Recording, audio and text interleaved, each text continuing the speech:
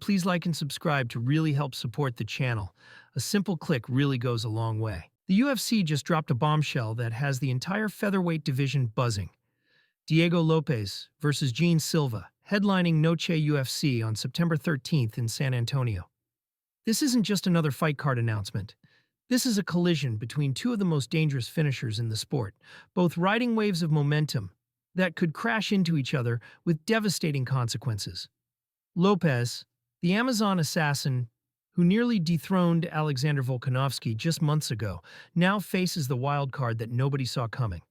Silva, the enigmatic Brazilian who's torn through 5 consecutive UFC opponents without hearing a final bell, has been calling for this exact moment.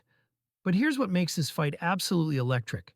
Both men have gotten to this point through completely different paths of destruction, and only one can continue their march toward UFC gold. The question isn't whether this fight will deliver fireworks. The question is which fighter's momentum will prove unstoppable when these two forces collide in Texas. Just 3 months ago, Diego Lopes thought he was just seconds away from becoming UFC champion. At UFC 314 in Miami, he pushed Alexander Volkanovski to the absolute limit in a war that left both men battered and bloodied. The Brazilian had his moment, a thunderous right hand in the second round that sent Volkanovski crashing to the canvas with seconds left on the clock. For those brief moments, it looked like we were about to witness one of the most spectacular title wins in featherweight history. But championship dreams can evaporate faster than morning mist in the Amazon. Volkanovski, drawing on the championship experience that separates legends from contenders, weathered the storm and outworked Diego over 5 grueling rounds. The scorecards read unanimous decision, but the fight told a different story. This was a changing of the guard that got postponed, not cancelled. The loss revealed something crucial about Lopes that his finishing streak had hidden. When faced with championship-level adversity, when his usual tools weren't enough to get the job done, could he adapt and overcome? The Volkanovski fight showed both his ceiling and his current limitations. He proved he belongs at the championship level, but also that he's not quite ready to claim the throne. Now Diego Lopes faces a different kind of test. Silva isn't a grizzled veteran like Volkanovski. He's a hungry predator, looking to use Diego as his stepping stone to title contention. This fight will answer whether Diego can bounce back from heartbreak or if that crushing defeat exposed fatal flaws in his championship armor. While Lopes was experiencing the agony of coming so close to glory, Silva was busy making his own statement on the same card. His brutal submission of Bryce Mitchell wasn't just a victory. It was a coming-out party that announced Silva as the most dangerous prospect in the division. Silva's path to this main event opportunity has been nothing short of extraordinary. In just 18 months, he's gone from UFC newcomer to headlining one of the biggest fight cards of the year. That kind of rocket ship ascension doesn't happen by accident. It's the result of pure violence meeting perfect timing. Silva's UFC debut against Weston Wilson set the tone for everything that followed. 4 minutes and 12 seconds of controlled chaos that ended with Wilson unconscious on the canvas. But it was what came next that really caught everyone's attention. Charles Jourdain, a crafty veteran known for his durability, lasted less than 2 rounds before Silva's power sent him into the shadow realm. The Drew Dober fight proved Silva's versatility. Moving up to lightweight on short notice, Silva absorbed punishment for 2.5 rounds, before the accumulated damage forced a doctor's stoppage due to a horrific cut above Dober's eye. It wasn't the spectacular knockout fans expected, but it showed Silva could win ugly when necessary. His 2025 campaign began with a statement that echoed throughout the featherweight division. Melsik Bagdasaryan, a skilled striker with legitimate knockout power, was deleted from consciousness with a single right hand at UFC Seattle. The finish was so clean, so perfectly timed, that Silva actually gestured to the referee to stop the fight before the official call came. But it's Silva's alter ego that makes him truly dangerous. He's described Lord as a separate personality that emerges during fights, transforming him from a jovial family man into something far more sinister inside the octagon. His wife helps him keep this darker side contained outside of competition. But when the cage door closes, Lord is unleashed with devastating consequences. The psychological warfare aspect of Silva's game cannot be overlooked. He's mastered the art of getting inside opponents' heads, using everything from calculated mind games to pure intimidation tactics. The barking, the taunting, the way he carries himself, it all serves to unsettle opponents before the first punch is thrown. Silva's rapid rise isn't happening in isolation. He's part of a Brazilian invasion that's systematically conquering the UFC. The Fighting Nerds, based out of São Paulo, have become the most feared team in mixed martial arts, and their collective success is elevating each individual member to new heights. Caio Baralho leads the charge in the middleweight division, combining technical precision with an unshakable calm that's carried him to the number 6 ranking. Carlos Prates has been a silent assassin at welterweight, dismantling 4 consecutive opponents with clinical brutality while barely breaking a sweat. Mauricio Ruffi represents pure athletic explosion, producing highlight reel finishes that defy physics and logic in equal measure. The team operates on a philosophy of mutual elevation that's created a feedback loop of success. As Silva explained, we elevate each other so the next star shines brighter and brightest of them all. Every time someone is about to shine, everyone just propels them and elevates them. This mentality has transformed individual talent into collective dominance. Silva embodies the team's unpredictable energy while benefiting from their systematic approach to improvement. His striking has become more calculated, his grappling more sophisticated, and his overall fight IQ has evolved rapidly under their guidance.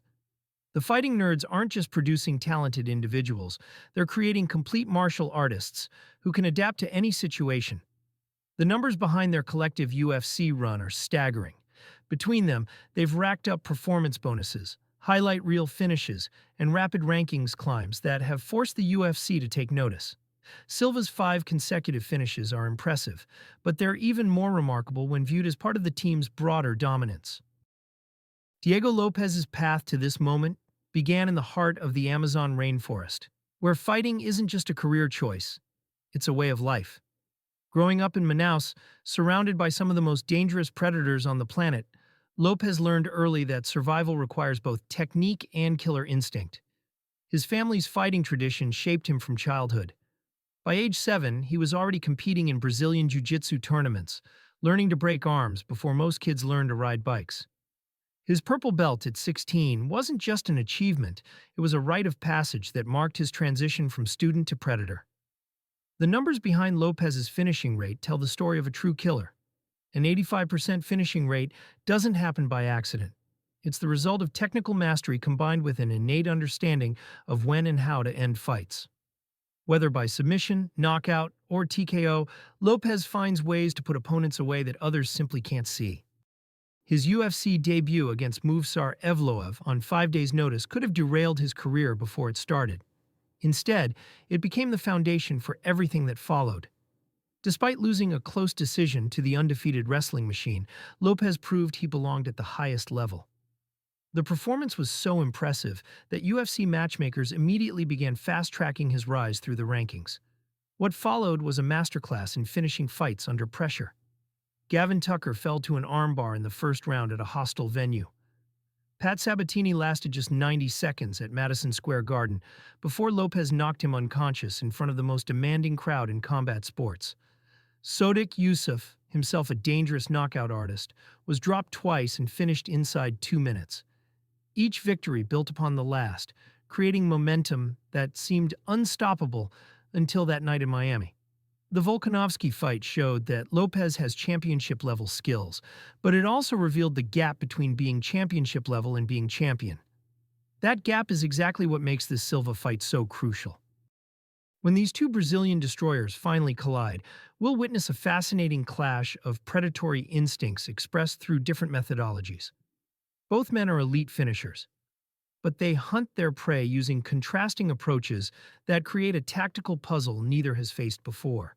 Lopes represents the complete mixed martial artist, equally lethal whether the fight stays standing or hits the ground.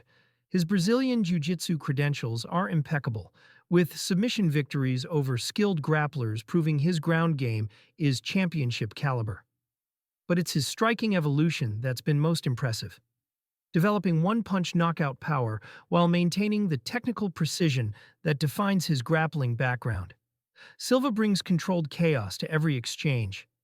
His striking appears almost supernatural at times, with knockouts coming from angles and distances that seem impossible until you see them in slow motion. The fighting nerds have clearly upgraded his grappling game, but his bread and butter remains the explosive striking that's made him appointment television. The psychological element adds another layer of complexity. Silva has proven masterful at mental warfare, using everything from calculated intimidation to pure showmanship to gain advantages before fights begin. Lopes, however, showed incredible composure against Volkanovski, never appearing rattled even when things weren't going his way. Both fighters possess the kind of finishing ability that can end fights at any moment, making prediction nearly impossible. Lopes's submission skills give him late-round options that most strikers don't possess, while Silva's knockout power means he's never more than one shot away from victory, regardless of how the fight is going. The grappling exchanges will be particularly fascinating. Lopes has the deeper submission game, but Silva's recent submission of Mitchell proved his ground skills are more developed than many realize. If this fight hits the mat, we could see some of the most technical grappling sequences of the year. Both fighters enter this contest carrying different but equally intense pressure. For Lopes, this represents a chance to prove that his title shot wasn't premature and that he belongs among the elite of the division. A loss here doesn't just end his immediate championship aspirations. It forces him back into the lengthy rebuild process that defines most contender careers. The psychological impact of the Volkanovski loss cannot be understated. Lopes came closer to championship gold than most fighters ever will, only to have it slip away in the final rounds. That kind of heartbreak either creates unshakable determination or plants seeds of doubt that grow with each subsequent challenge. How Lopes responds to adversity for the first time in his UFC career will define his championship potential. Silva faces different but equally significant pressure. His meteoric rise has been built on spectacular finishes against opponents who, while skilled, haven't been tested at the championship level. Lopes represents his first encounter with a fighter who has actually competed for UFC gold, making this a true measuring stick for Silva's elite credentials. The winner of this fight almost certainly earns the next title shot against Alexander Volkanovski, but the implications extend far beyond championship opportunities. This fight will determine which approach to reaching the top is more sustainable in modern MMA. The featherweight division stands at a crossroads, and this fight will help determine its future direction. Alexander Volkanovski, now 36 years old and having endured wars with the best fighters in the world, won't hold the title forever. The division needs new blood, and both Lopes and Silva represent different visions of what that future might look like. Recent changes have created unprecedented opportunities for emerging contenders. Ilia Topuria's decision to vacate and pursue lightweight glory opened up championship paths that seemed blocked just months ago. Volkanovski's recapture of the title proved that experience still matters, but his age raises questions about how much longer he can maintain his championship standard. This creates a unique window for fighters like Lopes and Silva to establish themselves as the division's next generation of elite competitors. The winner won't just earn a title shot. They'll position themselves as the future of 145 pounds. September 13th in San Antonio represents more than just another UFC main event. It's a collision between two fighters who embody everything exciting about modern mixed martial arts. Lopes brings championship experience and the technical mastery that comes from years of systematic improvement. Silva brings unpredictable energy and finishing ability that creates stars overnight. When these two forces meet in the center of the octagon, the featherweight division's future will begin to take shape. One fighter will emerge with their championship dreams intact and a clear path to gold. The other will face the harsh reality that in a division as competitive as featherweight, second chances at this level don't come often.